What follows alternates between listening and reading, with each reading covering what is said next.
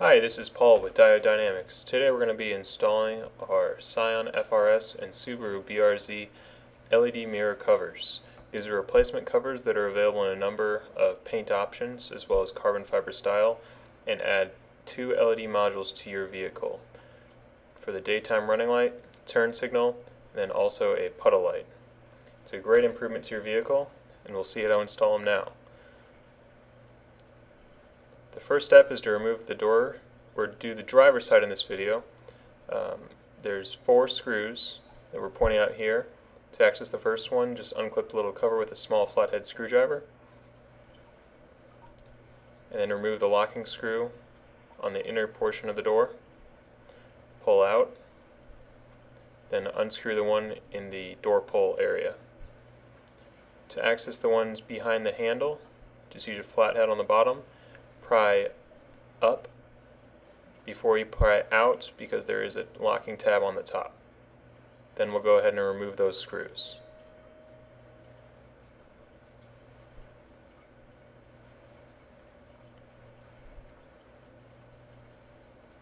Once the screws are removed, you can remove the panel and first unclip it, working your way all the way around.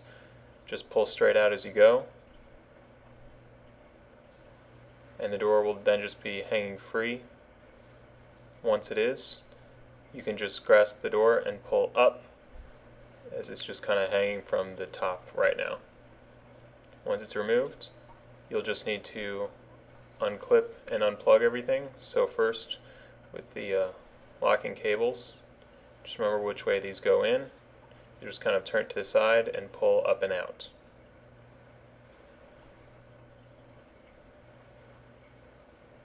Then just remove the electrical connectors. There may be 2 or 3 in your vehicle. Now we've removed the whole door, we'll move to the mirror. First bend it in, and then use a flathead screwdriver along the top plastic cover, and just remove it to access the bolts underneath. It'll be a 10mm bolt there. You can use a Phillips screwdriver, but we would definitely recommend a socket wrench. Once these are removed, you want to hold on to the mirror because it will be loose. Then you can just pull it straight back. Now we'll just remove the wiring from the inside, because it's still hanging from the wires. It's the gray wire that comes up and along in the areas shown. So first unplug the connector there, and then work the gray wire out. Unclip it from the retainer hook there. And then you'll want to pull the mirror out away from the vehicle, and it's going to be a little bit tricky to get the connector out and back in when we're done, because it has to be routed towards the inside of the door. So just work it out, pulling as you go, and you will be able to remove it. Once that's removed, we have the whole mirror off of the car. So onto the workbench table. First of all, remove the black rubber grommet, and then we'll remove the 4 screws underneath. Note that there's 3 large ones and 1 small one. We'll need to remove all 4.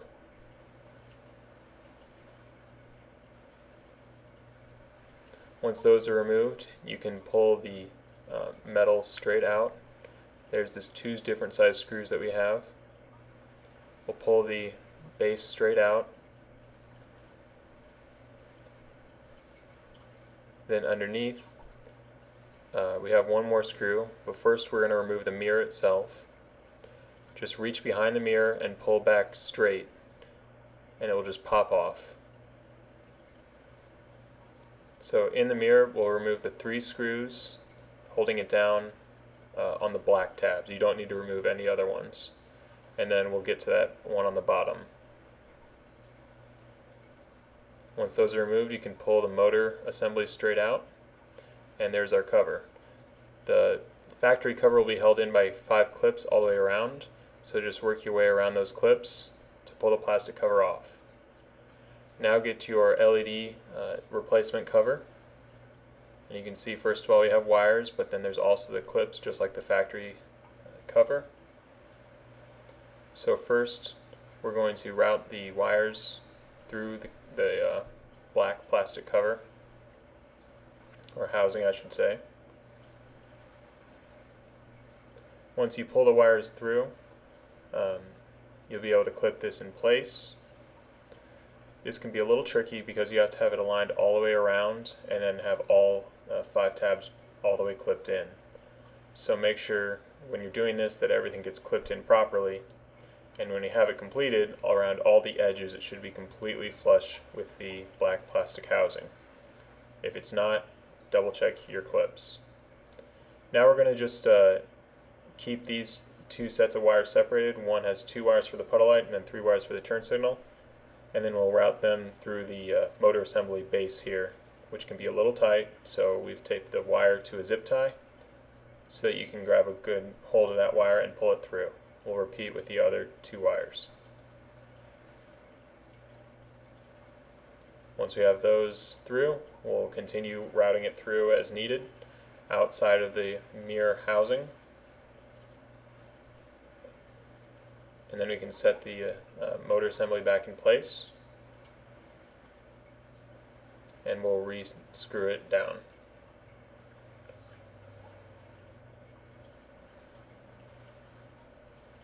Don't forget to get the last screw right on the bottom.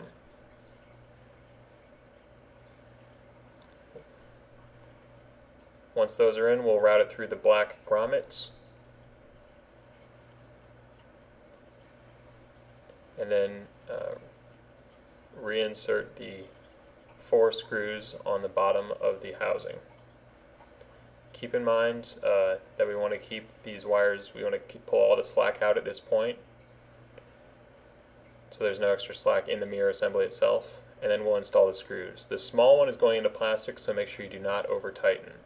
The 3 larger ones can be tightened well.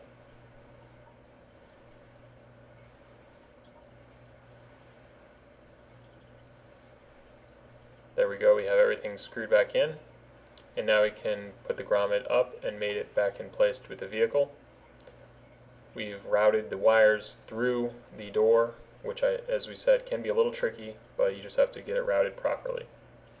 Now we'll reinstall those screws and remount the mirror to the door. Just make sure you hold it as you screw those in, get them started so it's held in place. Now we'll route the wires into the vehicle itself. We can just snap the mirror back on by pressing it in place. To get it outside of the door itself, we'll just route it through that first grommet, 1 set of wires at a time. And then to get it into the vehicle, first of all, remove the driver's side kick panel through the locking screw, and then remove the door sill cover.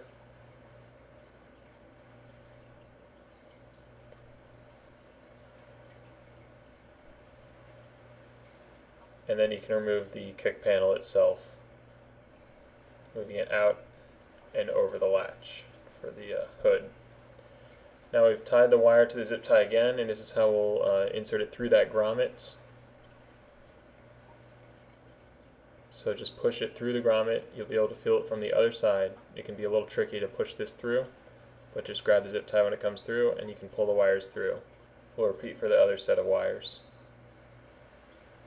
Now here's our extra wires that come with the kit, and this is what we'll be using to extend the wires. We have our wires and our pins, the black connectors there. So to put the black connectors onto the wires, first of all, we're going to plug them in to the extension to make sure that we have the right orientation. So we want to match up the colors. Black and blue need to be matching black and blue when it is plugged in. So to be sure you have it, clip it in. On the top you'll see there's little notches which correspond with one side of the pins here, shown on the bottom there, the little notch. That's the direction that you're going to plug it in. So once you determine that, you might need to unclip it to get it pushed in all the way, but then just push it in and you will hear it click into place.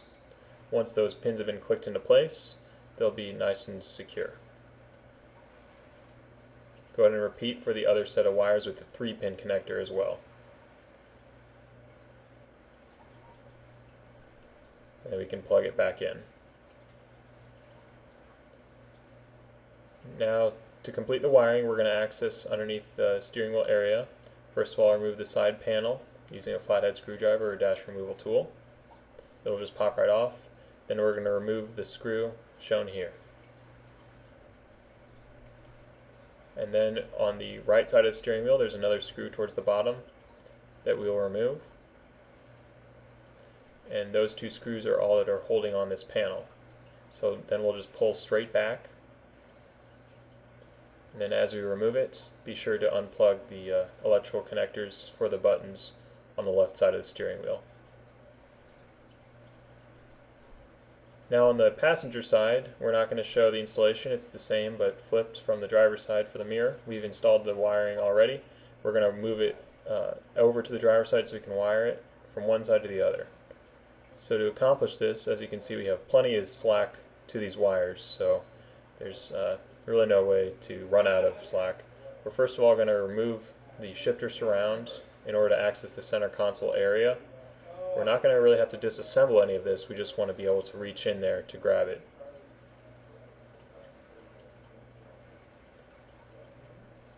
So start by just taking your wires and threading them along the bottom of the center console there, and then you'll be able to reach in from the shifter area and actually grab those wires. Might be a little tricky since you can't really see what you're doing, but you'll be able to grab a hold of those and then pull it through. Go ahead and again pull it through as much as possible, making sure that you leave enough slack to tie them up in place underneath the passenger footwell area. But then we'll just slide it underneath the side of the surround there to hide it out of place. As you can see, we've cleaned it up on that side now with a couple of twist ties, and now we have it coming in the center console area. We're going to repeat the process, just setting it down towards the driver footwell. Now we're going to make our connections. First of all, on the BCM, this is right to the left of the steering wheel, the middle connector there, we're going to grab the blue wire, so this one right here, and this is going to be our map light ground control. So put your first T-tap to use these, you'll just put it on the wire like shown, then use pliers in order to clip it down, and it will be clipped into place. This is going to provide us a terminal to use male spade connectors to plug it right in. Very convenient and quite effective. Once it's installed, you can reinstall that white connector. For our next wire, we're going to be in the kick panel area, and we're going to use the larger 48-pin connector here.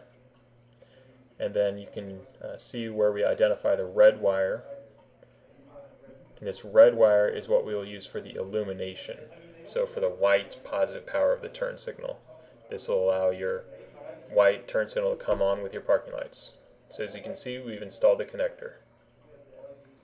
For our last four connections, we're going to use the flasher. This is underneath the dash area, so just get underneath and look up. It's the thing that clicks if you can't find it. So that's what we just unplugged from, is the factory turn signal flasher. The wires we'll be using here are the solid red wire, which is solid constant power. We'll be using the black wire for our turn signal ground. We'll be using the green wire for the driver's side turn signal, and then the red and blue wire for the passenger side turn signal.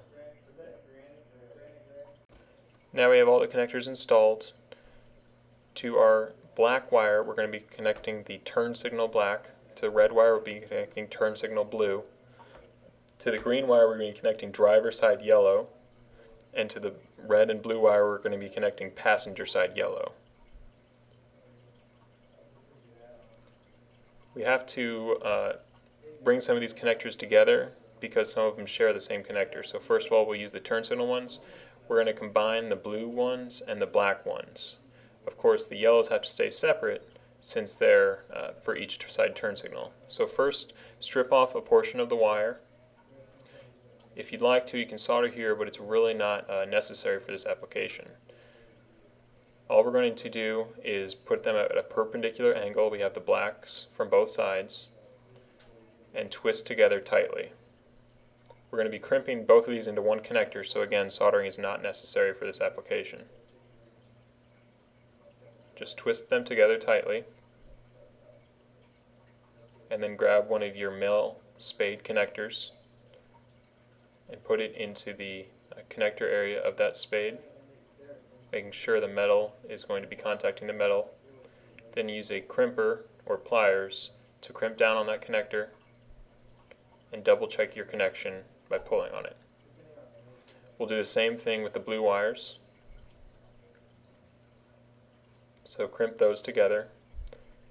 And then for the yellow, we do have some metal showing there, so we can use that. If you'd like, you can strip it down.